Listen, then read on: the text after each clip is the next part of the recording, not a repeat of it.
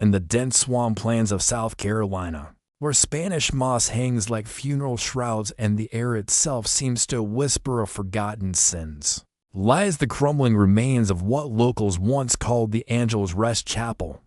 Between 1789 and 1832, over 200 souls vanished without a trace after seeking refuge at the supposed sanctuary.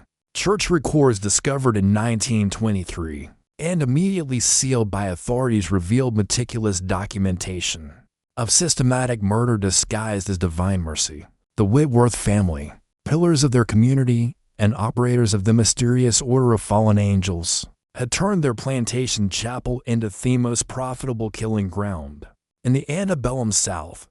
What you're about to hear has been buried for nearly 2 centuries, but the truth about America's most sinister religious family can no longer remain hidden. Before we unveil the horrifying depths of the Whitworth legacy, this story isn't for everyone, only for those brave enough to face the darkest chapters of American history.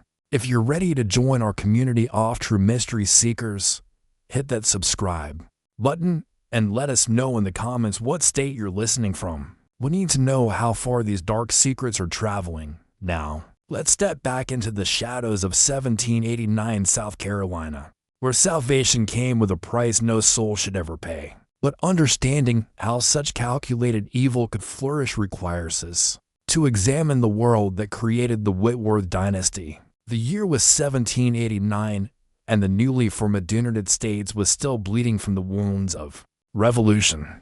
In the low country of South Carolina, where rice plantations stretched endlessly toward the Atlantic, the social order remained as rigid as the tides that flooded the coastal marshes twice daily.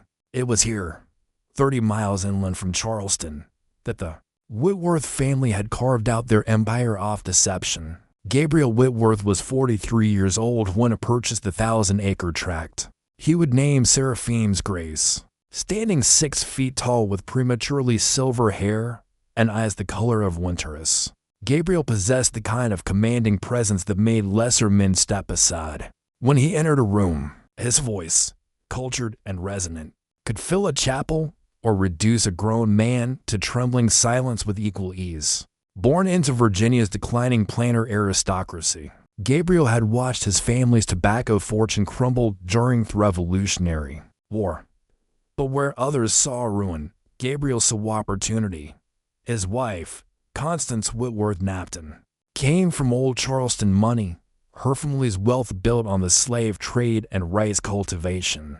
At 38, Constance remained beautiful and affable, ethereal way that reminded visitors of porcelain dolls. Her dark hair was always perfectly arranged, and her pale hands never showed the calluses of honest work. But those who looked closely into her brown eyes saw something troubling, a kind of vacant distance, as if part of her mind had retreated to a place where the horrors around her couldn't reach. The Whitworth children were each remarkable in their own disturbing way. Ezekiel, 24, and the heir apparent, possessed his father's calculating intelligence, but with an added cruelty that even Gabriel sometimes found unsettling.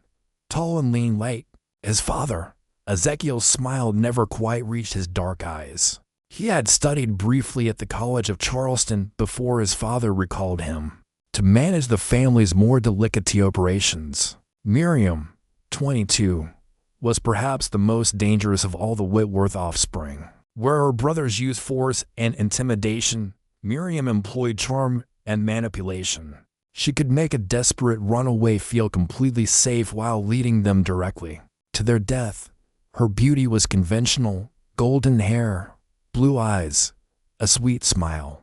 But there was something in her manner that suggested she found genuine pleasure and others suffering. The twins, Cain and Abel, had just turned 20. Cain was the larger of the two, with broad-shouldered sand hands that looked capable of strangling a man. Abel was slighter, more thoughtful, but his intelligence was focused entirely on devising new methods of extracting information from unwilling subjects. The boys had been raised to see themselves as instruments of divine justice, and they approached their work with the methodical precision of craftsmen. Young Lilith, only 16, was still developing her role in the family enterprise. Blonde, like her sister, but with her father's piercing gaze, she possessed an unsettling maturity that made visitors uncomfortable. Gabriel was grooming her to take over Miriam's duties when the time came. The family business. After all, record continuity. Gabriel's brother, Michael Whitworth, served as the plantation's official officer and Gabriel's closest collaborator. 2 years younger than Gabriel, Michael had the weathered look of a man who spent his days in the field, but his education matched his brother's. He understood that thyroperation required both brutality and careful record-keeping. Michael's wife Ruth had died in childbirth 5 years earlier, leaving him to raise their twin daughters, Mercy and Grace, now 13. The girls lived in the main house with their cousins, receiving the same careful education and the family's particular brand of theology. The youngest brother, Raphael Whitworth, who insisted everyone call him Sharif, was 35 and perhaps the most chilling member of the family. Thin to the point of appearing gaunt with prematurely white hair and pale green eyes. Sharif had studied medicine at Edinburgh before the Revolution. His medical knowledge made him invaluable to the family's operations, though he had never practiced legitimate medicine. Instead, he used his skills to keep victims alive longer during interrogations and to ensure that the bodies they eventually sold to medical schools appeared to have died from natural causes. The Whitworth plantation itself was perfectly designed for their sinister purposes. The main house, an imposing 3-story Georgian structure, sat on a slight rise overlooking the rice fields, but it was the smaller buildings that served the family's true business. The chapel, completed in 1788, stood half a mile from the main house, connected by a path that wound through a grove of ancient live oaks draped in Spanish moss. The building was larger than most plantation chapels with room for 200 worshippers, though the Whitworth congregation rarely exceeded 50 locals. What made the chapel unique were the modifications Gabriel had ordered during construction. The basement, accessed through a hidden door behind the altar, had been designed as a series of holding cells. The walls were thick enough to muffle screams, and the ventilation system ensured that occupants could be kept alive for extended periods. Adjacent to the chapel stood what appeared to be a simple outbuilding used for storing religious materials. In reality, it housed Sharif's medical laboratory and the tools of his trade.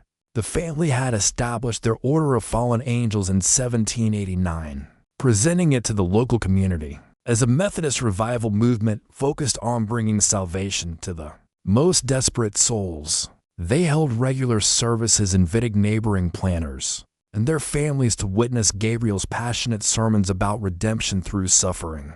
The local Methodist circuit writer, Reverend Thomas Hartwell, initially welcomed the Whitworths' religious enthusiasm, even allowing Gabriel to conduct special services for seekers in spiritual distress.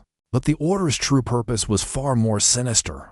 Through a network of contacts in Charleston, Savannah, and as far north as Richmond, the Whitworths spread carefully crafted rumors about their chapel. Word reached slave quarters throughout the region that Angel's Rest was a sanctuary where runaways could find food, shelter, and guidance to freedom. The stories were specific enough to be believable. Detailed descriptions of the chapel's location, passwords to identify genuine seekers, and testimonials from supposed escapes who had successfully reached the north. The elaborate deception required careful coordination. Sharif maintained correspondence with medical schools in Charleston, Savannah, Richmond, and even Philadelphia, establishing himself as a reliable supplier of cadavers for anatomical study. The bodies were always presented as those of free persons of color who had died of natural causes, complete with forged documentation. Medical schools in the early republic asked few questions about the source of their specimens, and Sharif's prices were always reasonable. Michael handled the practical aspects of the operation, managing the legitimate plantation business that provided cover for their activities, maintaining the work of informants who spread word about the sanctuary, and coordinating with professional slave catchers who helped identify the most valuable targets. The family's legitimate rice plantation was moderately successful, employing nearly 100 enslaved workers who lived in relative comfort compared to other plantations.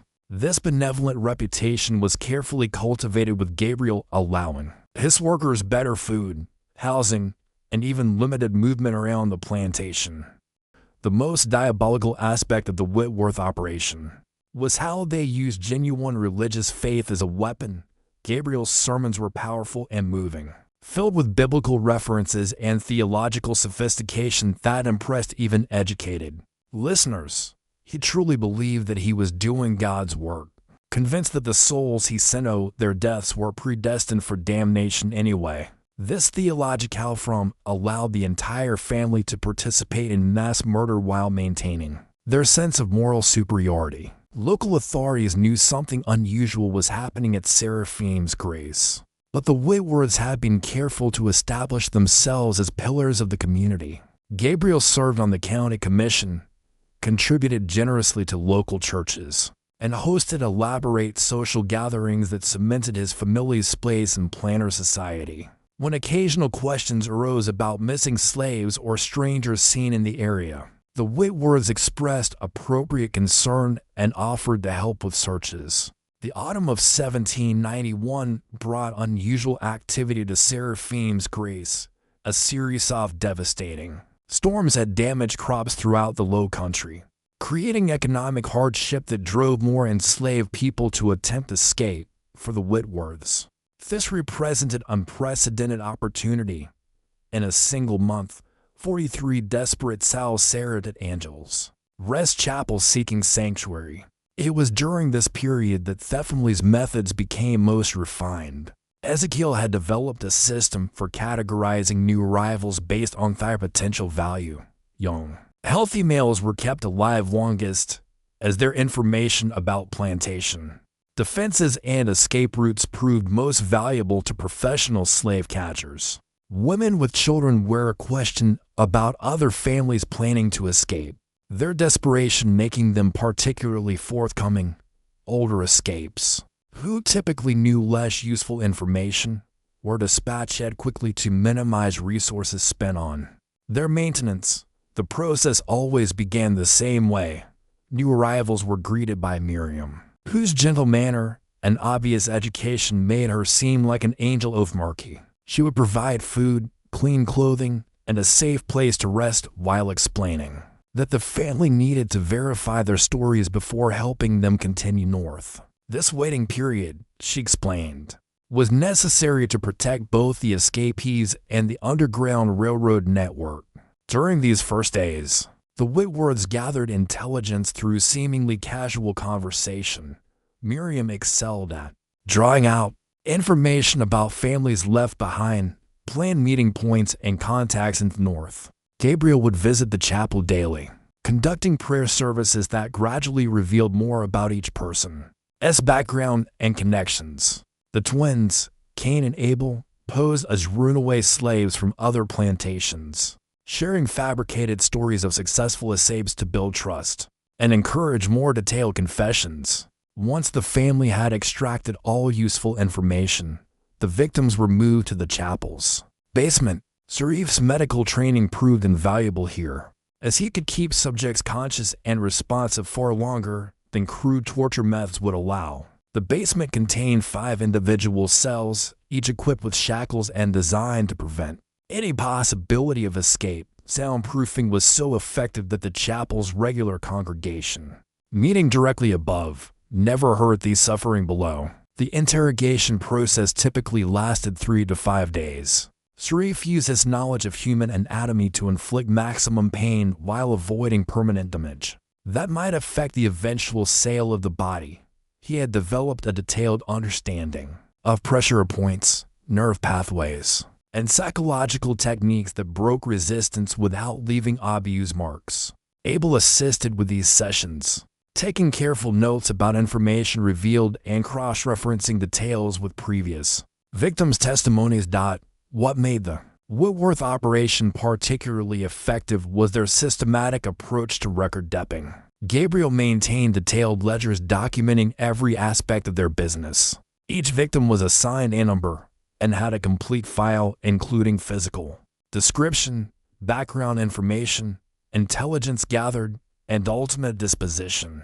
These records allowed the family to track patterns and escape routes, identify key figures in the Underground Railroad, and provide valuable intelligence to their network of professional slave catchers. The family had established partnerships with 3 major slave catching operations, covering territory from Virginia to Georgia. These professional bounty hunters paid premium prices for detailed information about escape routes, safe houses, and planned flights. The single successful raid based on Whitworth intelligence could net rewards of thousands of dollars, money that was split between family and their criminal partners. But it was the body trade that provided the most consistent profits. Seraph's connections with medical schools had grown into a sophisticated supply network. Bodies were preserved using techniques he had learned in Edinburgh, packaged in specially designed containers, and shipped with forged documentation identifying them as free persons of color who had died of natural causes. The family earned between $50 and $100 per body, depending on the specimen scandian and the receiving institution's needs. Young Lilith began participating in family business during this period, initially serving as an additional friendly face to greet new arrivals. Harriet and apparent innocence made desperate people even more trusting. Gabriel was pleased to see that she showed no emotional reaction to the suffering around her, suggesting that she would be able to take on greater responsibility as she matured. The most horrifying aspect of the operation was how the family maintained their public facade. Every Sunday they attended services at the local Methodist church, where Gabriel often served as a lay preacher. They hosted elaborate dinner parties, contributed to charity drives, and participated in all the social activities expected of prominent planners. Constance became known for her beautiful needlework and her skill at organizing ladies' auxiliary functions. By 1795, the Whitworth operation had grown beyond anything Gabriel had originally envisioned. What began as an opportunistic scheme to profit from the chaos of the early republic had evolved into a sophisticated criminal enterprise panning for states. The family's success had attracted the attention of other like-minded individuals, leading to the formation of what they called the Southern Redemption Society. The society's membership included plantation owners, merchants, professional slave catchers, corrupt officials, and even a few ministers who shared Gabriel's twisted theology. Monthly meetings were held at rotating locations, usually disguised as religious revivals or social gatherings. Members paid dues based on their profits from society-related activities, and these funds were used to expand operations and corrupt officials who might otherwise interfere. Dr. Edmund Thorne, who ran a medical practice in Charleston, became one of the society's most valuable members. His legitimate medical credentials allowed him to provide death certificates for the bodies Sharif supplied to medical schools. Thorne also had connections with ship captains who transported specimens to northern institutions, ensuring that the supply chain remained undetected by authorities. Captain Marcus Fulton controlled a network of professional slave catchers, operating throughout the Carolinas and Georgia. His men specialized in tracking down specific individuals based on intelligence provided by the Whitworths. Fulton's operation was particularly little, often capturing entire families when they learned of planned escapes. The captain paid the Whitworths a percentage of all rewards collected using their information. Perhaps most disturbing was the participation of Reverend Josiah Blackwood, a Methodist minister whose territory included 3 counties in eastern South Carolina. Blackwood used his position to identify potential escapees within his congregation, passing information to the Whitworths while maintaining the appearance of pastoral concern. He even conducted funeral services for some of the family's victims using forged documentation to claim they had died of fever or other natural causes. The society's growth required more sophisticated methods of operation. Gabriel developed a coded communication system that allowed members to share information without risk of detection. Letters discussing spiritual matters and redemption work contained detailed intelligence about escape routes, safe houses, and planned flights. This coded correspondence was discovered years later, providing historians with detailed documentation of the network scope and methods. Sharif's role evolved during this period from simple torturer to what would now be recognized as a forensic analyst. He developed detailed profiles of escape patterns, identifying the most commonly used routes and the seasonal variations in flight attempts. This intelligence allowed the society to position resources more effectively, intercepting escapees before they could reach genuine safe houses. The family's chapel became a training ground for new society members. Gabriel conducted special seminars on theological justification for difficult decisions, teaching participants how to rationalize their actions through selective biblical interpretation. SIF provided medical training showing attendees how to extract information with leaving obvious evidence of torture. Even Miriam contributed, teaching manipulation techniques that made victims more cooperative. During this expansion period, the Whitworths processed an average of 60 victims per year. The chapel's basement was enlarged to accommodate 12 cells, and additional soundproofing was installed. A new crematorium disguised as a pottery kiln was constructed to dispose of remains that couldn't be profitably sold to medical schools. The family employed 6 additional workers, all society members, to handle the increased volume of their operations. Young Lilith, now 18, had become fully integrated into the family business. Her specialty was handling female victims, particularly those traveling with children. She had developed a maternal persona that made desperate mothers trust her completely. Lilith would care for children while their parents were being interrogated, sometimes using threats against the young ones to encourage cooperation.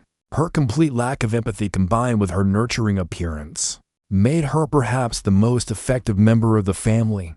The twins, Cain and Abel, had developed complementary specialties. Cain handled the physical aspects of the operation, maintaining the facilities, managing transportation, and disposing of evidence. Abel focused on intelligence and issues, maintaining the detailed records that made the operation so profitable. Together, they had created a system efficient enough to process victims within 48 hours of arrival, maximizing profits while minimizing risks.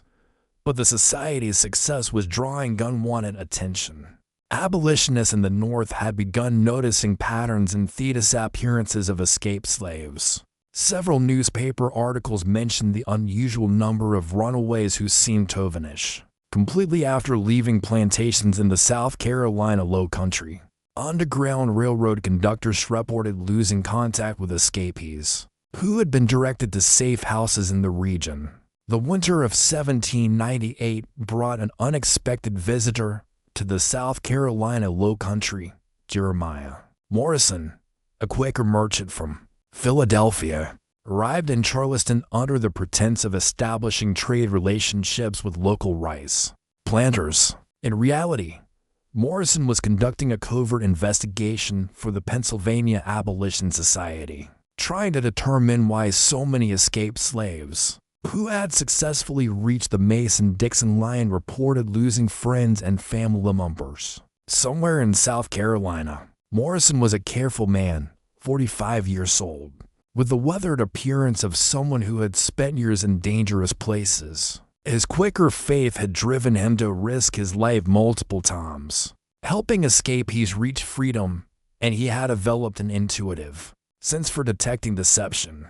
Something about the stories coming out of South Carolina didn't feel right to him. The investigation began with Morrison interviewing successful escapees in Philadelphia, New York, and Boston.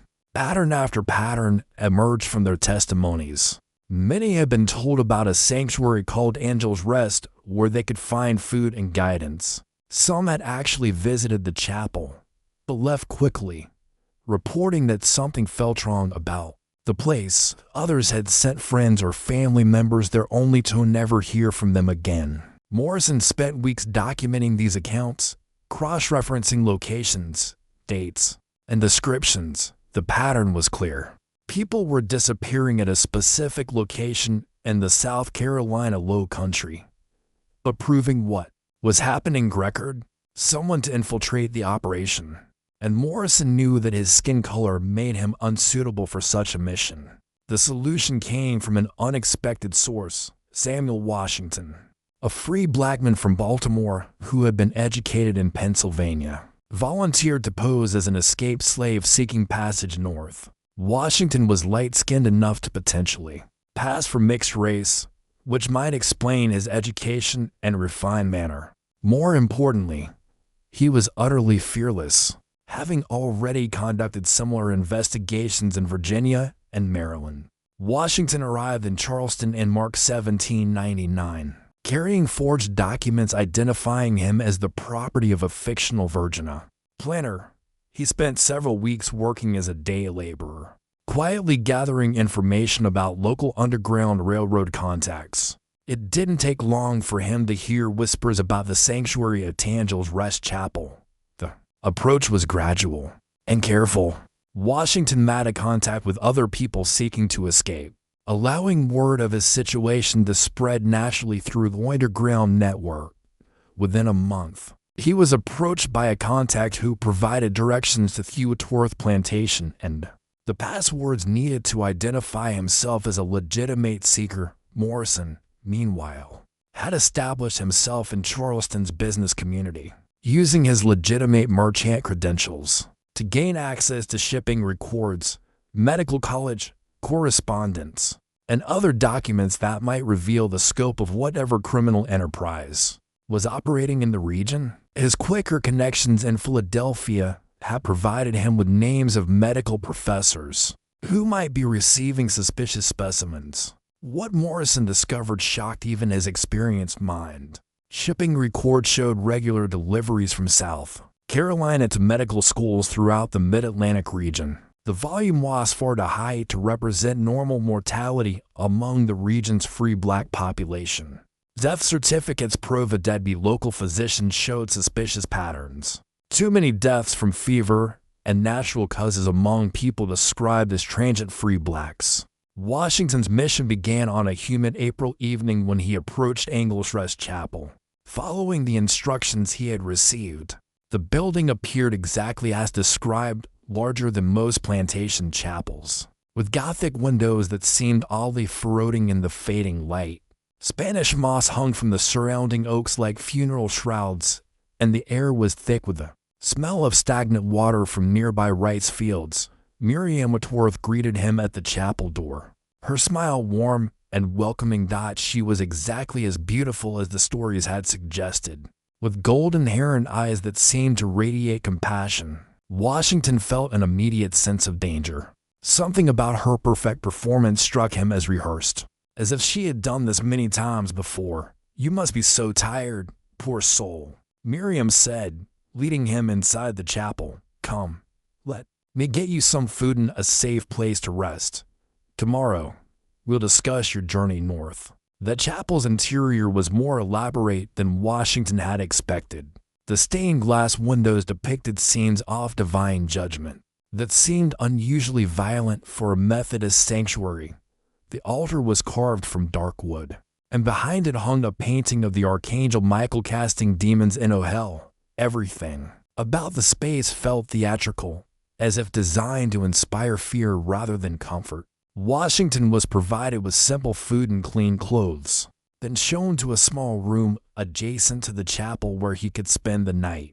Miriam explained that the family needed to verify his story before helping him continue north, a precaution necessary to protect both him and their network. This waiting period, she assured him, rarely lasted more than a few days. During his second day at the plantation, Washington met other members of the Whitworth family. Gabriel appeared every bit the benevolent patriarch, conducting prayer services and offering spiritual guidance to the desperate souls seeking refuge. His sermons were powerful and moving, filled with references to liberation and redemption that seemed perfectly suited to his audience. But Washington's trained eye began noticing troubling details. The other guests at the plantation seemed unusually subdued, speaking in whispers and avoiding eye contact. One tried to engage them in conversation about their backgrounds or travel plans. They provided vague, inconsistent answers. Most disturbing was the way they looked at the Whitworth family members, with a mixture of gratitude and horror that suggested they knew more than they were saying. On his third night, Washington was awakened by sounds that made his blood run cold. Muffled screams were coming from somewhere beneath the chapel, barely audible through the thick walls, but unmistakably human. He lay perfectly still, listening to the agonized cries until they finally stopped just before dawn. When he mentioned the sounds to their guests the next morning, they claimed to have heard nothing. Washington realized that he was in mortal danger, but he also understood that he might be the only person who could expose this operation. He began making careful observations, noting the layout of buildings, the number of family members, and the patterns of activity around the plantation.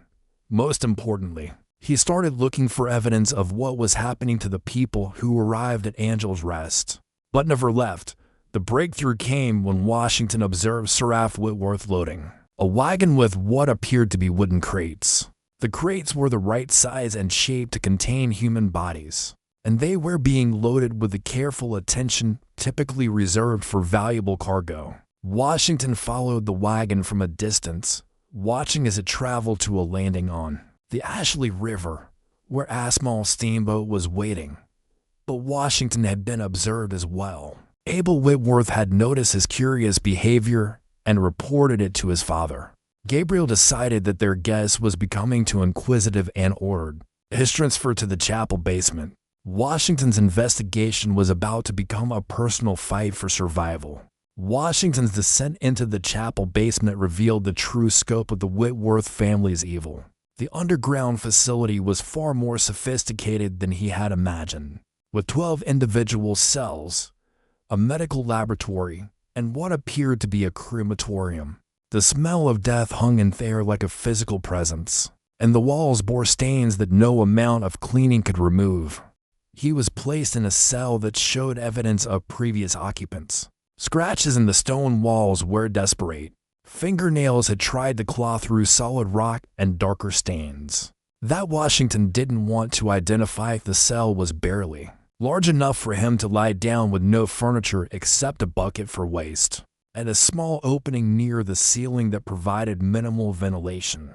Within hours of his imprisonment, Washington heard other prisoners in nearby cells. Their whispered conversations revealed the full horror of what was happening. Some had been there for weeks, kept alive only long enough to provide information about escape routes, underground railroad contacts, and other planned flights. Others were newer arrivals who still held hope that they might be released. The interrogations began immediately.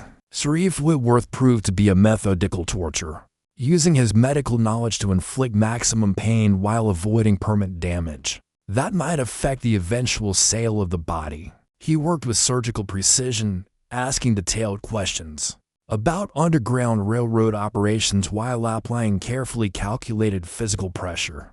Washington's education and obvious intelligence made him particularly valuable to the Whitworths. They suspected he might be connected to abolitionists in the North, and they were determined to extract information about underground railroad financing and organization. The torture sessions lasted hours, with Seraph demonstrating a disturbing enthusiasm for his work. But Washington had been prepared for this possibility. His training in Philadelphia had included instruction on resisting interrogation, and his Quaker faith provided him with inner strength that his captives couldn't break. He fed them false information mixed with enough truth to seem credible, buying time. While he looked for an opportunity to escape, the opportunity came from an unexpected source. Grace Whitworth, one of Michael's 13-year-old twin daughters, had been bringing food to the prisoners as part of her education in the family business. Unlike her relatives, Grace seemed genuinely disturbed by the suffering around her. Washington began talking with her during these brief visits. gradually building her trust while planting seeds of doubt about her family's activities. Grace was intelligent enough to understand that what her family was doing was wrong, but she had been raised to believe that their victims were predestined for damnation. Anyway, Washington's gentle theological arguments, combined with his obvious education and refinement, began to shake her faith in the family's twisted doctrine. More importantly, she began to see him as a human being rather than simply another specimen for processing. The escape plan required careful timing and considerable luck.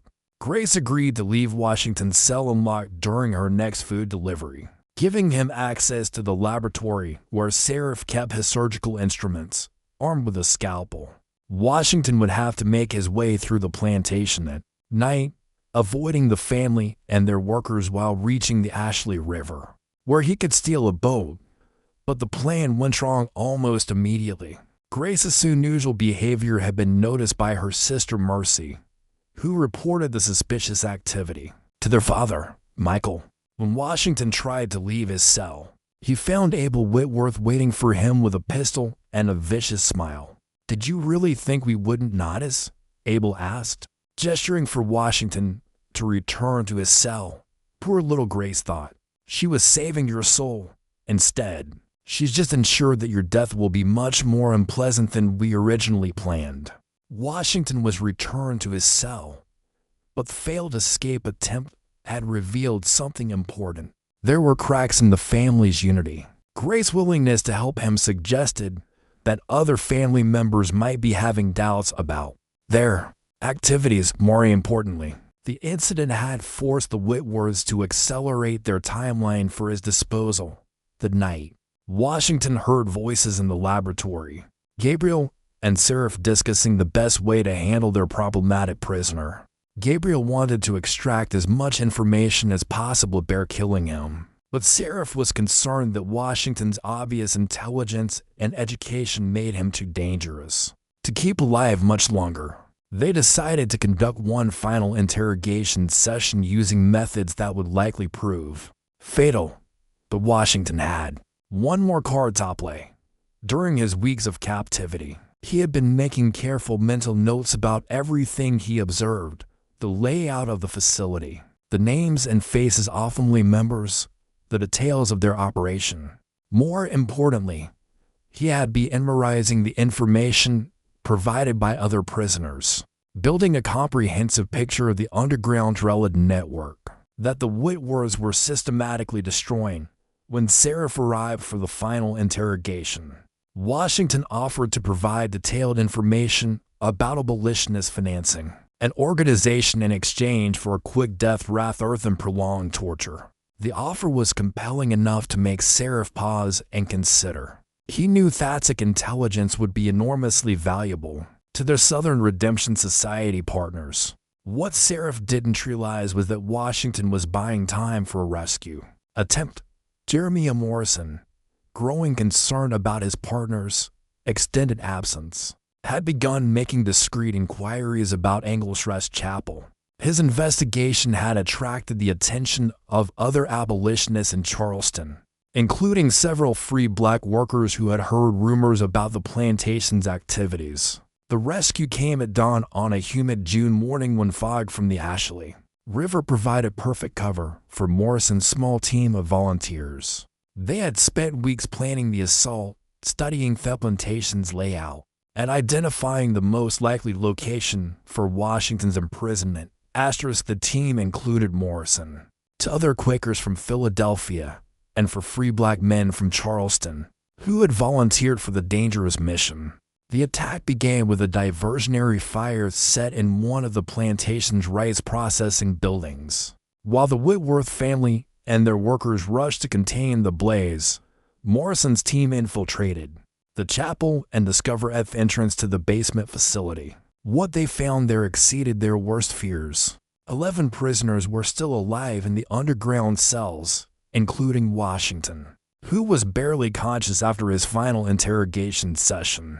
The laboratory contained detailed records of families' activities, ledgers documenting over 800 murders, correspondence with medical schools throughout the Mid-Atlantic region, and maps showing underground railroad routes that had been compromised by information extracted from victims. But the most horrifying discovery was Sharif's medical journal, which contained detailed descriptions of his torture techniques and observations about the effectiveness of different methods for extracting information. The journal revealed that he had been using thepersoners as test subjects for what he called enhanced interrogation research, systematically documenting the physical and psychological limits of human endurance. The rescue team had planned to escape immediately after freeing the prisoners, but Washington insisted on gathering as much evidence as possible. Despite his injuries, he helped collect the most incriminating documents while Morrison's men prepared the survivors for transport. They had perhaps 30 minutes before the fire would be controlled and the family would discover their underground chamber had been breached. The evidence they collected would eventually expose not only the Whitworth family's crimes, but the entire Southern Redemption Society network. Letters between society members revealed similar operations in Virginia, North Carolina, and Georgia, all following the same basic model of false sanctuaries that lured escapees to their deaths. The scope of the conspiracy extended far beyond anything Morrison had imagined. But Gabriel Whitworth had not built his empire by being careless. When the fire was finally controlled and he realized what had happened, he immediately began implementing contingency plans that he had developed for exactly this situation. The family had escape routes prepared, and more importantly, they had powerful police would help them avoid prosecution. The Whitworth's political connections proved their salvation. Gabriel had spent years cultivating relationships with judges, sheriffs, and state legislators who owed their positions to planner support. When Morrison's evidence was presented to local authorities, it was dismissed as fabricated propaganda designed to inflame tensions between North and South. The few officials who took the accusation seriously found themselves facing intense pressure from their political patrons. Federal authorities in Charleston were more receptive to Morrison's evidence, but they lacked jurisdiction over crimes committed entirely within South Carolina. The Constitution's guarantee of state sovereignty over internal affairs meant that federal prosecutors could not pursue cases against South Carolina citizens without state cooperation. That cooperation was never forthcoming. Most frustrating for Morrison was their action of the local Methodist church hierarchy. Despite overwhelming evidence of the Whitworth's crimes, church leaders were reluctant to condemn a family that had contributed so generously to religious causes. Reverend Hartwell, the circuit rider who had originally welcomed Gabriel's ministry, claimed that the accusations were part of a northern conspiracy to discredit Southern Christianity. The Whitworth family used this breathing space to relocate their operation. Within 6 months of Morrison's raid, they had sold Seraphim's Grace Plantation and moved west to Alabama, where territorial status provided even less oversight than South Carolina's state government. They established a new plantation near Mobile, complete with another chapel and another underground facility. But Morrison's investigation had damaged Southern Redemption Society's network beyond repair. Several key members, fearing exposure, abandoned the conspiracy and destroyed their records. Dr. Thorne fled to the Caribbean. Captain Fulton disappeared entirely, and Reverend Blackwood suddenly found religion and began preaching genuinely about the evils of slavery. Washington's testimony, combined with the evidence collected from the chapel basement, was published in abolitionist newspapers throughout the North. The detailed accounts of systematic torture and murder conducted under the guise of religious ministry shocked even-hardened activists. The Whitworth case became a rallying cry for the growing abolitionist movement, proving that slavery's defenders would resort to any means to protect their interests. The Whitworth family's relocation to Alabama marked a new phase in their criminal enterprise. The territorial government provided even less oversight than South Carolina, and the rapid influx of settlers created perfect conditions for their false sanctuary operation. They established their new plantation, New Seraphim, 20 miles north of Mobile. Where the Tum River provided convenient access to shipping routes, Gabriel had learned from the Charleston experience that maintaining political connections was essential for long-term survival. He immediately began cultivating relationships with territorial officials, contributing generously to their campaigns, and hosting elaborate social events that cemented his family's place in Alabama society. Within 2 years, he had been appointed to the Territorial Council, giving him direct influence over law enforcement policies. The new chapel was even more sophisticated than its South Carolina predecessor. Gabriel had hired an architect from New Orleans who designated a structure that appeared to be a conventional Methodist church while concealing an underground complex capable of holding 30 prisoners simultaneously. The facility included improvised soundproofing, better ventilation, and a medical laboratory that surpassed anything Sharif had previously operated. But the family's methods had evolved as well. The failure in Charleston had taught them that relying entirely on full sanctuaries was too risky. They began developing multiple approaches to their criminal enterprise, including legitimate slave trading that provided cover for their more sinister activities. Gabriel obtained a license as a slave trader, allowing him to transport and sell human beings legally while using the business to identify potential victims for his underground operation. The legitimate slave trading business proved enormously profitable and provided perfect cover for their criminal activities. Gabriel specialized in what he called problem slaves, individuals who had attempted escape, shown signs of rebellion, or possessed skills that made them particularly livable. These slaves commanded premium prices, but more importantly, fire disappearance could be easily explained as routine sales to distant plantations. Ezekiel had developed a particularly center innovation during the Alabama years. He began purchasing slaves specifically to torture information from them about Underground Railroad networks, then selling them to plantations so remote that escape was virtually impossible. This approach generated revenue while still providing the intelligence that made their false sanctuary operations so profitable. The family's network in Alabama proved even more extensive than their South Carolina connections. The territorial government was dominated by settlers from Georgia and the Carolinas, many of whom shared the Whitworth's views about the necessity of extreme measures to maintain social order. Several prominent planners became informal partners in the operation, providing intelligence about potential escapees and sharing in the profits from successful captures. Miriam had married Captain James Patterson, a former naval officer who commanded a riverboat on the Tumby. Patterson's vessel, the Sweet Salvation, became an essential component of the family's transportation network.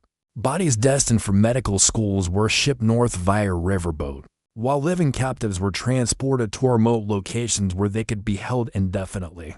Without discovery, young Lilith, now 22, had become the family's most effective operative. Her beauty and apparent innocence made her irresistible to men of all social classes, and she used these advantages to gather intelligence about escape plans, abolitionist activities, and Underground Railroad operations. She had established relationships with boat captains, merchants, and even federal officials, each believing that he was her only romantic interest. The twins, Cain and Abel, had complying criminal enterprises that supported the family's main operation. Cain operated a blacksmith shop in Mobile that specialized in restraints and transportation equipment used by slave traders throughout the region. Abel had established himself as a dealer in curious medical specimens, providing anatomical oddities to medical schools and private collectors in the North and Europe. But it was Sharif's medical research that represented the most chilling evolution of the family's activities. His years of experience torturing prisoners had given him unprecedented knowledge of human anatomy and psychology. He began conducting what he called enhanced medical research, using prisoners as test subjects for procedures that no legitimate physician would attempt. His detailed journals from this period, discovered decades later, revealed experiments that anticipated some of the worst medical crimes of the 20th century. The Alabama operation processed an average of 80 victims per year, making it the most prolific component of what remained of Southern Redemption Society network. The underground facility beneath New Seraphim's Chapel could hold 30 prisoners simultaneously, allowing for more systematic extraction of intelligence and more efficient processing of bodies for sale to medical institutions. By 1805, word of the Whitworth family's Salem operation had begun reaching abolitionist networks in the North. Jeremiah Morrison, still haunted by his experiences in South Carolina, had spent years tracking the family's movements and documenting their continued activities.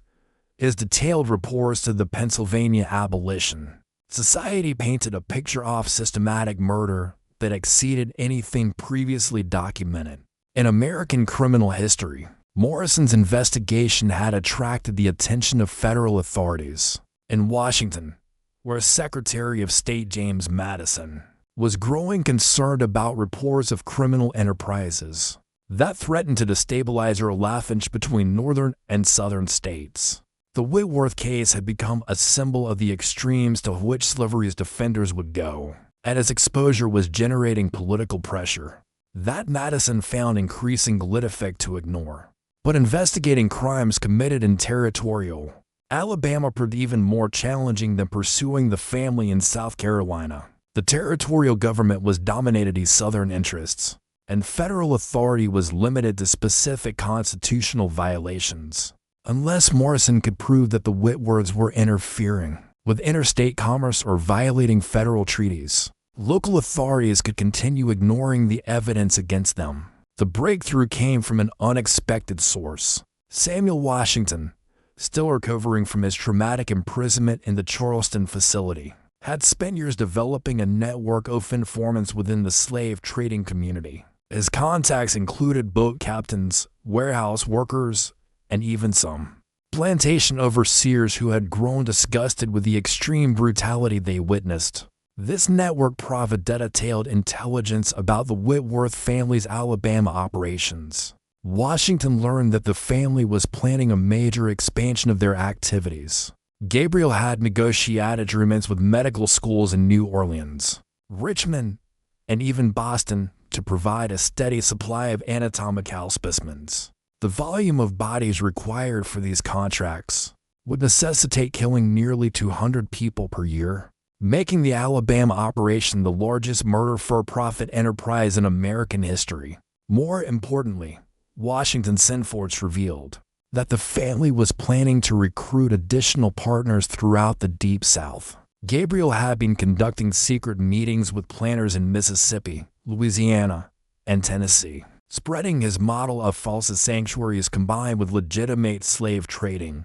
If successful, this expansion would create a network of killing sites that could process thousands of victims annually. Morrison realized that traditional law enforcement approaches would never stop the Whitworth network.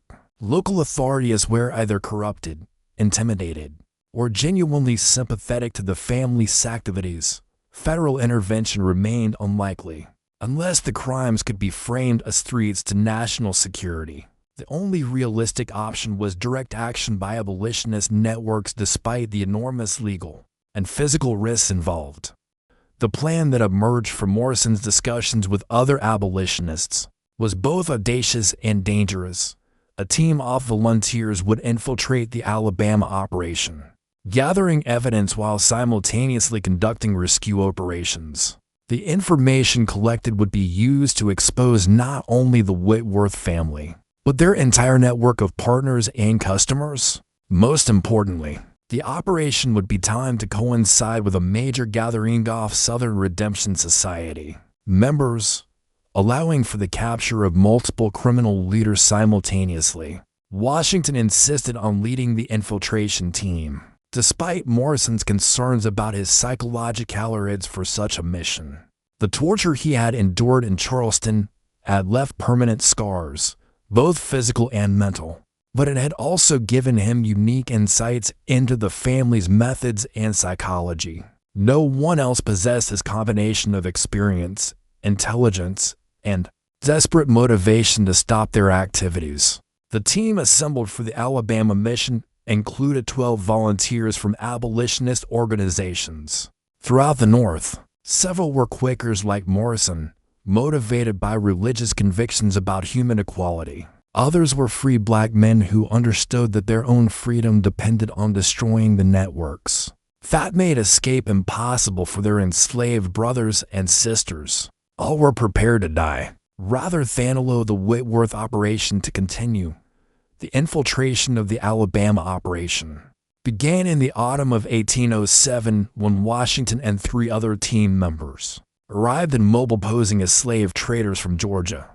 Their cover story was carefully constructed with forged documents and references from fictional plantations that would be difficult to verify.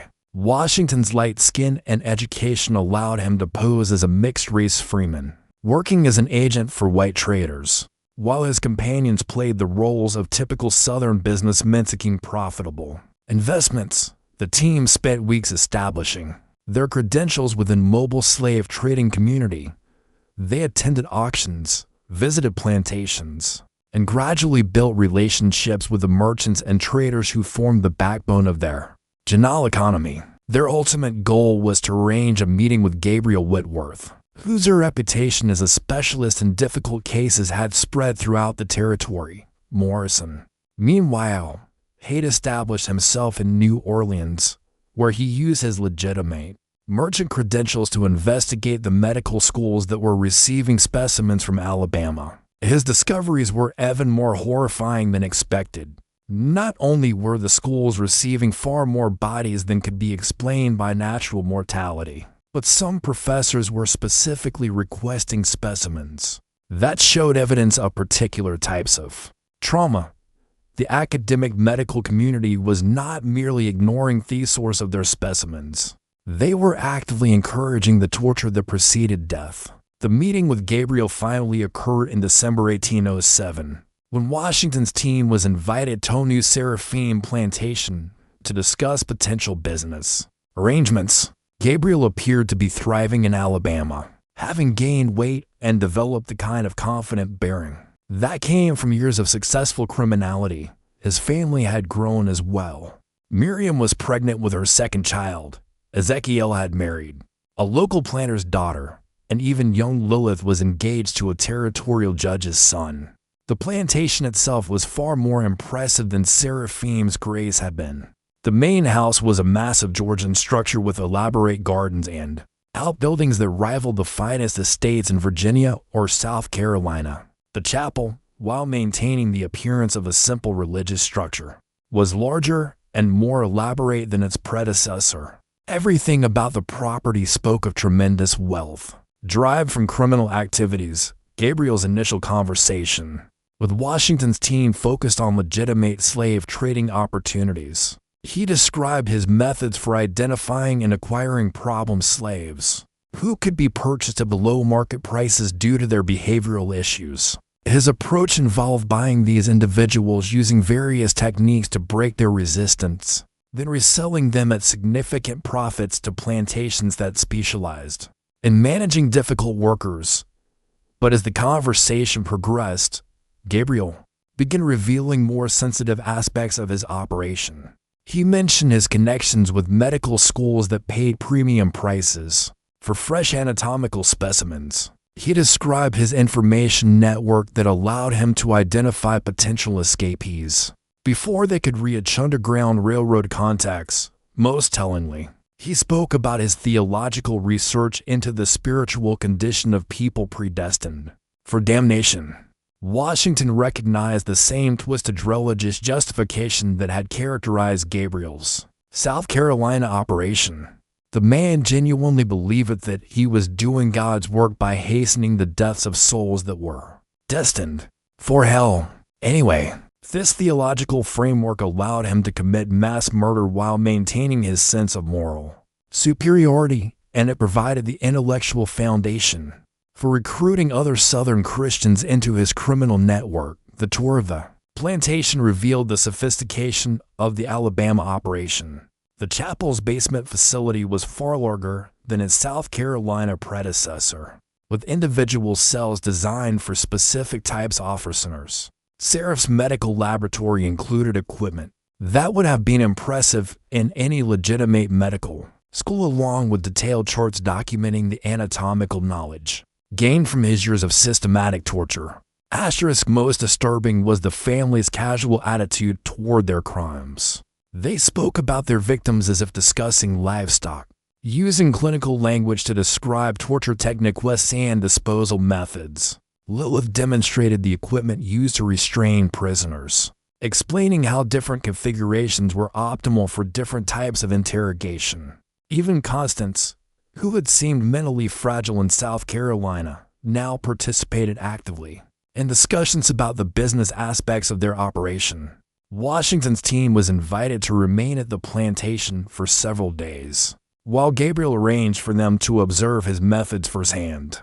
This extended visit provided unprecedented access to the family's operations, but it also placed the infiltrators in mortal danger. Any suspicious behavior would result in their immediate imprisonment and eventual death. The breakthrough came when Washington was allowed to participate in an interrogation session. Gabriel wanted to demonstrate his techniques for extracting information from captured escapees, using a young man who had been caught attempting to reach Pennsylvania. The torture session was conducted with the same methodical precision that Washington remembered from his own captivity. But now he was able to observe Sharif's techniques from the perspective of an educated witness, rather than a helpless victim. VI intelligence being extracted was staggering in its scope and detail. The prisoner was providing information about underground railroad safe houses, the names of conductors and sympathizers, the locations of hidden supply caches, and the identities of free black communities that provided assistance to escapees. This information was being compiled into detailed reports that were shared with slave catchers throughout the region, allowing for systematic destruction of the Underground Railroad network. But Washington also observed something that Gabriel apparently hadn't noticed: subtle signs that the prisoner was providing false information mixed with genuine details. The young man was educated enough to understand what his captors wanted to hear, and brave enough to misdirect their efforts, even while enduring horrific torture. His resistance gave Washington hope that the Underground Railroad network was more resilient than Gabriel believed. Washington's extended stay at New Zerathim and Plantation coincided with preparations for the annual gathering of the Southern Redemption Society. Gabriel was expecting nearly 30 members from across the Deep South, representing the largest assembly of the criminal network since its founding. The meeting would provide an unprecedented opportunity to document the conspiracy scope and identify key participants, but it would also place Washington's team in extreme danger. The society members began arriving in late December, traveling to the plantation under cover of attending a religious revival. Gabriel had publicized the event throughout Alabama and neighboring territories as a special Methodist conference focused on redemption theology and practical Christianity. Local newspapers carried advertisements for the revival, complete with testimonials from prominent planners about Gabriel's inspiring ministry. Washington recognized several attendees from his research into the network's operations. Dr. Edmund Thorne had returned from the Caribbean, apparently confident that now time had passed since the Charleston incident to make his participation safe.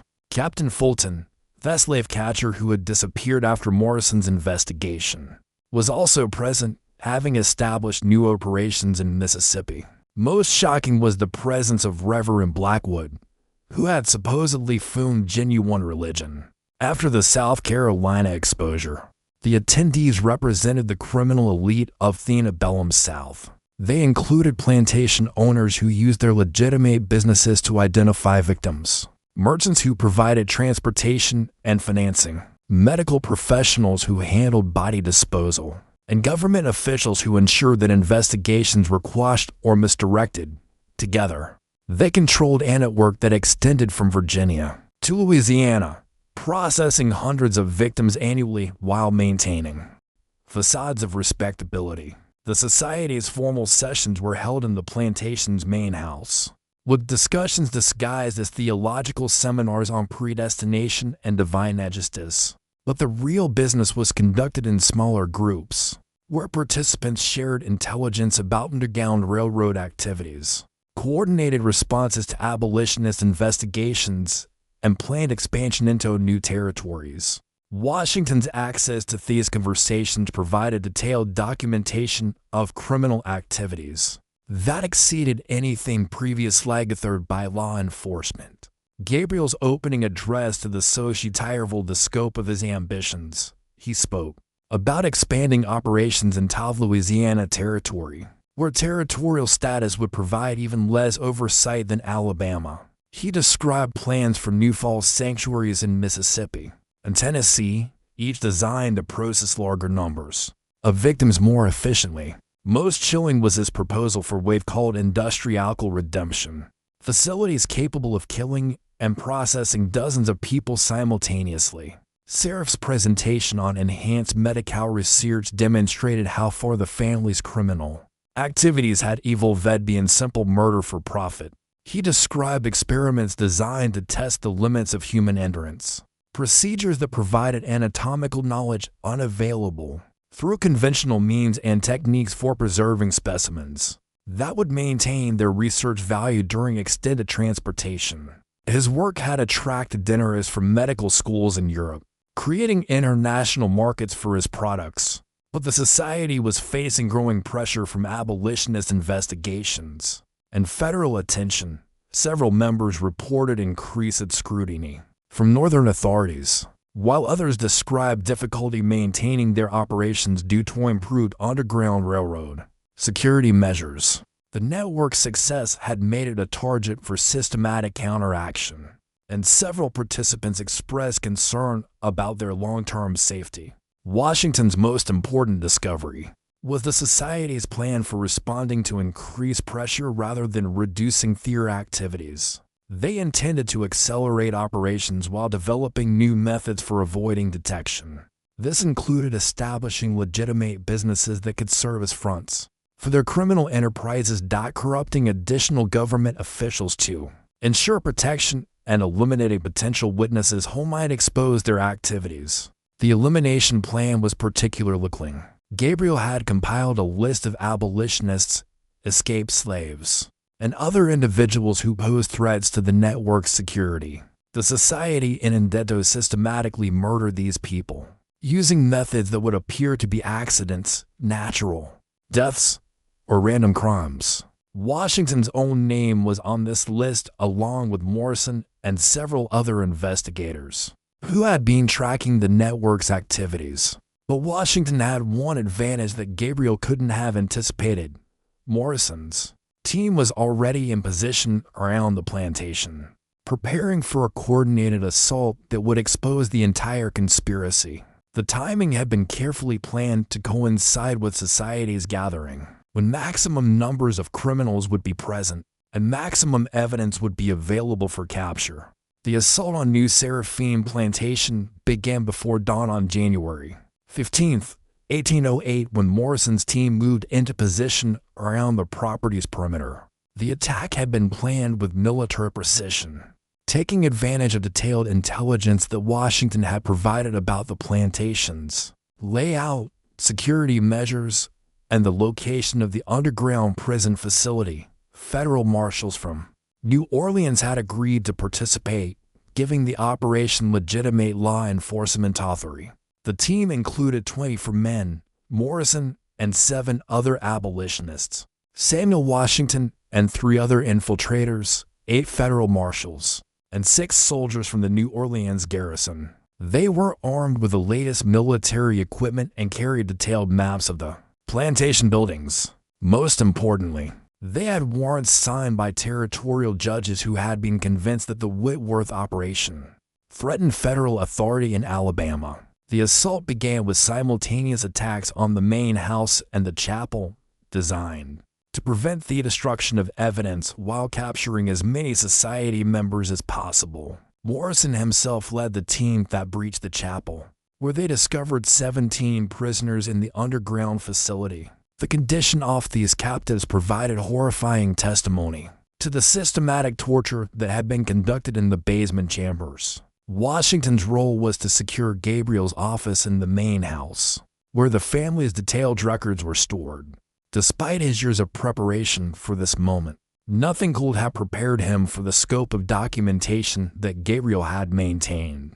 Ledgers recorded over 1,500 murders. Correspondence revealed criminal partnerships extending to 12 states and 3 foreign countries, and detailed maps showed underground railroad routes that had been systematically compromised.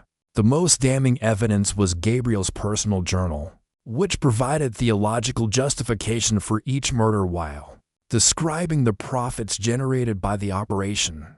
Gabriel had maintained meticulous records of every aspect of his criminal enterprise, apparently believing that divine approval for his actions required careful documentation of their religious necessity.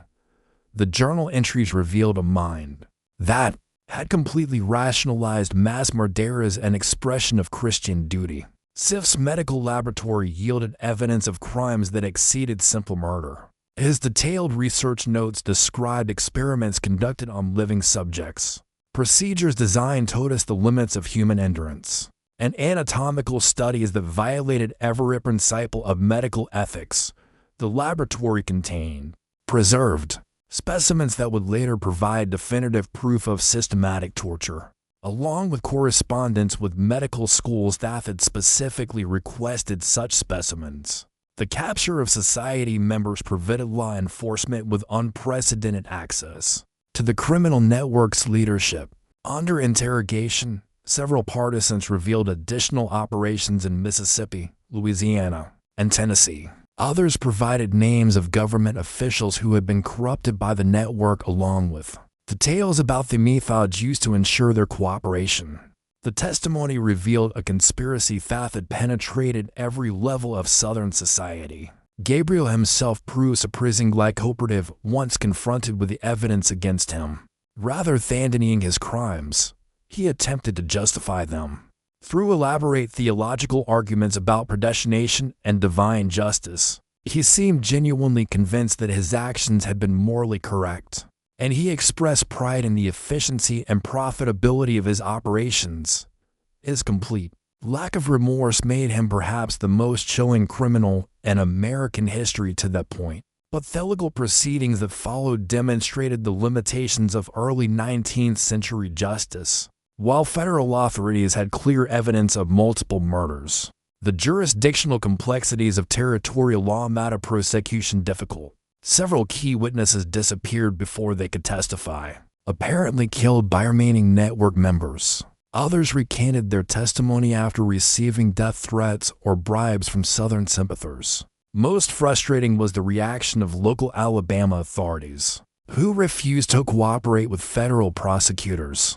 Territorial officials claimed that the evidence had been obtained illegally, and that federal intervention in local criminal matters violated constitutional disciplines. Several prominent Alabama planners organized legal defense funds for the accused, arguing that they were victims of northern persecution rather than criminals deserving punishment.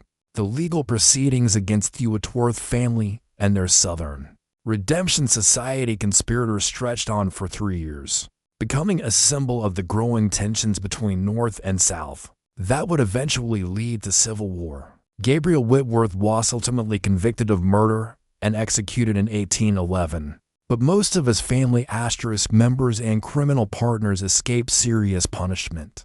Through legal technicalities, witness intimidation, and political influence, Sharif Whitworth fled to Mexico before he could be arrested, taking with him detailed medical records that he later sold to European researchers interested in his anatomical discoveries. His whereabouts remained unknown until 1834, when reports surfaced of a mysterious doctor in Texas who was conducting similar experiments on captured Comanche warriors. These reports were never officially confirmed, but they suggested that Sharif had continued his criminal research for decades after the Alabama operation was exposed. Ezekiel and the twins Cain and Antebellum were convicted of lesser charges and sentenced to lengthy prison terms. However, they were quietly released after serving only 2 years. apparently through the intervention of influential Southern politicians who viewed their prosecution as an attack on regional autonomy. All three resumed criminal activities under assumed identities, with Ezekiel establishing a new slave trading operation in Texas, and Thetwins operating a body-snatching enterprise that supplied medical schools throughout the Southwest. Miriam and Lilith used their beauty and social connections to avoid prosecution entirely. Miriam's husband, Captain Patterson, used his riverboat to transport both women to New Orleans, where they disappeared into the city's diverse population. Reports later placed them in Mexico City, where they had allegedly established a bordello that specialized in eliminating wealthy clients and selling their bodies to medical researchers. These reports were never verified, but they were consistent with the family's history of combating criminal activities. With facades of respectability, Constance Whitworth, Gabriel's wife, was found mentally incompetent to stand trial and was committed to an asylum in Mobile. She died there in 1819, reportedly never having spoken a coherent word about her family's activities. Some observers believe her mental condition was genuine, while others suspected she was feigning insanity to avoid prosecution. The truth died with her, taking with it crucial details about the early development of the family's criminal enterprise. The exposure of the Whitworth network had far-reaching consequences for the Underground Railroad movement.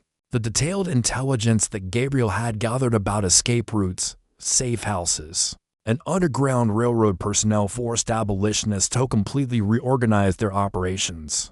Many routes that had been used successfully for years had to be abandoned, while trusted conductors and sympathizers found themselves under surveillance by slave catchers, who had obtained their names from Whitworth records. But the exposure also galvanized Northern opposition to slavery by providing concrete evidence of the extremes to which the institution's defenders would go. Morrison's detailed reports about the Whitworth operation were published in newspapers throughout the North, generating support for abolition among Americans who had previously been indifferent to the slavery question. The systematic torture and murder conducted under the guise of religious ministry demonstrated that slavery corrupted not just economic relationships but fundamental moral values. Samuel Washington became a prominent speaker for abolitionist organizations, using his first-hand experience of Whitworth torture chambers to illustrate the human cost of slavery. His testimony was particularly effective with religious audiences, who were shocked by the family's abuse of Christian theology to justify mass murder. Washington's speeches helped convince many Northern Christians that opposition to slavery was a religious obligation rather than merely a political preference. Jeremiah Morrison continued his investigation of criminal networks associated with slavery, eventually documenting similar operations in Virginia, Maryland, and North Carolina. His work established him as one of the most effective investigators of the Antebellum period, and his methods influenced the development of modern criminal investigation techniques. However, the psychological toll of his work was enormous, and he died in 1825 at the age of 62, reportedly haunted by nightmares about the horrors he had witnessed. The New Seraphim Plantation was abandoned after Gabriel's execution, with local residents claiming that the property was cursed by the suffering that had occurred there. The chapel was burned by person unknown in 1815, though the underground torture chambers remained intact beneath the ruins. The main house stood empty for decades before finally collapsing in a storm in 1847, leaving only the foundation stones as evidence of the Whitworth family's presence in Alabama. Modern historians estimate that the Whitworth family and their criminal network were responsible for the deaths of at least 1,800 people between 1789 and 1808. This number includes not only direct victims of their false sanctuary operations, but also the countless slaves who were captured and killed as a result of intelligence-extracted torture. The total death toll may have been significantly higher, as many of the family's records were destroyed before they could be examined by authorities. The Whitworth case represents one of the earliest documented examples of systematic murder conducted under the guise of religious ministry in American history. Gabriel's use of Christian theology to justify mass killing anticipated similar abuses by cult leaders and religious extremists in later centuries. His ability to maintain community support while conducting horrific crimes demonstrated the power of religious authority to corrupt moral judgment and enable criminal behavior. The medical aspects of the Whitworth operation reveal disturbing connections between legitimate academic institutions and criminal enterprises. Several prominent medical schools were found to have received specimens that they knew, or should have known, were obtained through murder. This discovery led to reforms in medical education and the establishment of ethical guidelines for anatomical research, though enforcement remained inconsistent for decades. The network's sophisticated use of record-keeping and intelligence Gothic anticipated modern organized crime methods. By nearly a century, Gabriel's detailed documentation of victim backgrounds, underground railroad routes, and criminal profits demonstrate an understanding of systematic criminal enterprise that was unprecedented in early American history. His methods influenced later criminal organizations and provided law enforcement with insights into the structure and operation of conspiracy networks. Perhaps most significantly, the Whitworth case illustrated the inadequacy of early American legal institutions for dealing with crimes that crossed state boundaries or challenged regional political interests. The family's ability to escape serious punishment despite overwhelming evidence of their guilt demonstrated the need for stronger federal law enforcement authority and more consistent application of criminal justice principles. The case also revealed the extent to which slavery had corrupted Southern society by the early 19th century. Few spread support that the Whitworth family received from respectable planters, government officials, and religious leaders showed that the institution of slavery had created moral blindness that extended far beyond individual slaveholders. The systematic demonization required to maintain slavery had created conditions where mass murder could be rationalized as necessary for social order. The complete truth about the Whitworth family's crimes may never be known. Many of their records were destroyed during the legal proceedings, while others remain sealed in archives that haven't ever been fully examined by historians. Local traditions in Alabama still speak of mysterious disappearances and unexplained deaths that occurred during the family's residence in the territory, suggesting that their documented crimes represent only a fraction of their actual activities. Archaeological investigations of the New Seraphim Plantation site have been limited by local opposition and legal complications involving property ownership. However, ground-penetrating radar surveys conducted in the 1990s revealed extensive underground structures that appear to match descriptions of the family's torture and disposal facilities.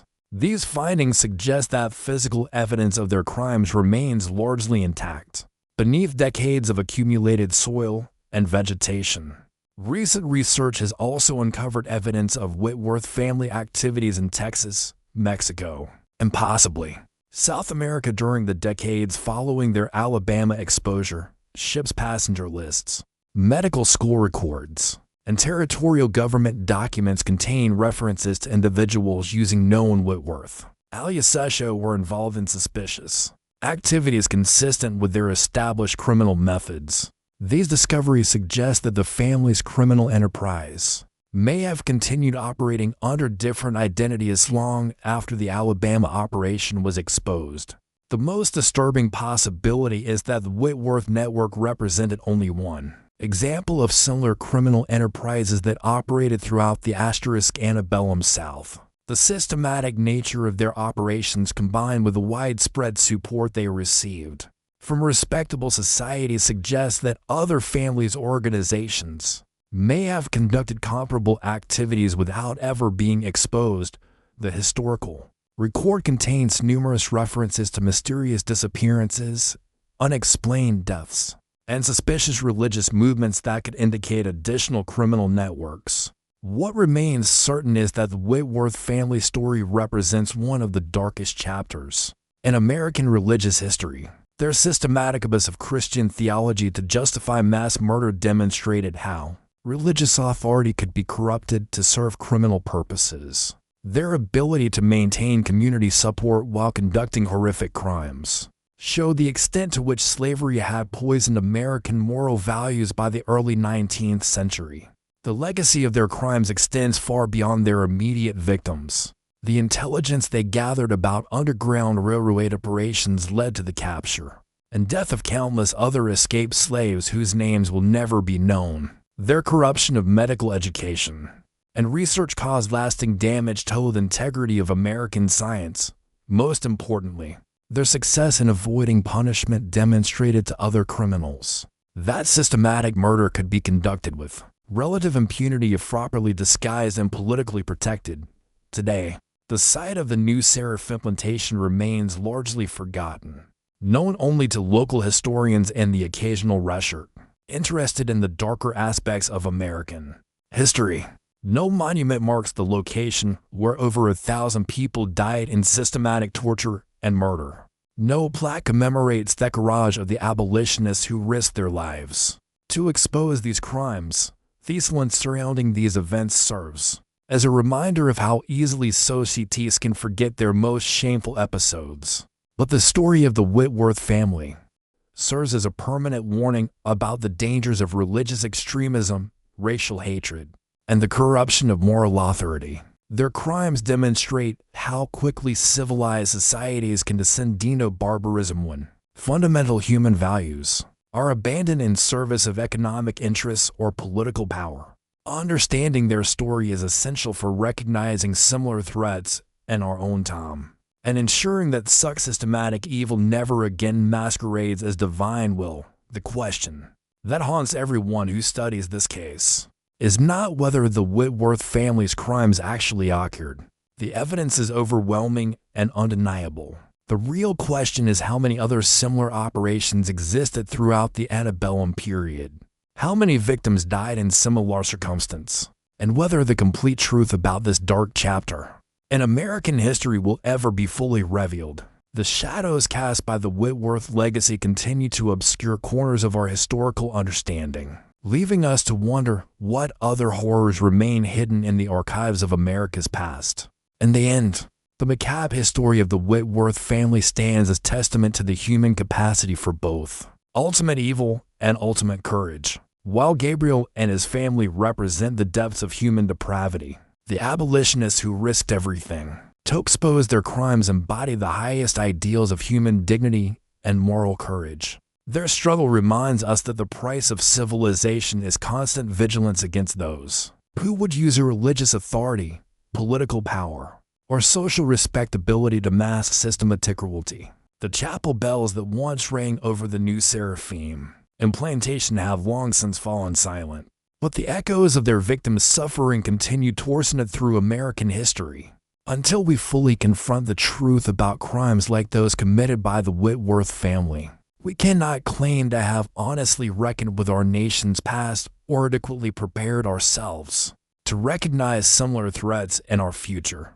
What haunts you more, that such systematic evil could operate under the guise of religious ministry, or that so much of their story may still remain hidden in archives yet to be opened? Share your thoughts in the comments below. And if this dark chapter of American history has opened your eyes to the depths human beings can sink to when they abandon their moral compass, make sure to subscribe and hit that notification bell. Not everyone has the courage to face these hard truths about our past, but those who do join a community dedicated to ensuring that such horrors never happen again. Until next time, remember that the most dangerous criminals are often those who convince themselves they're doing God's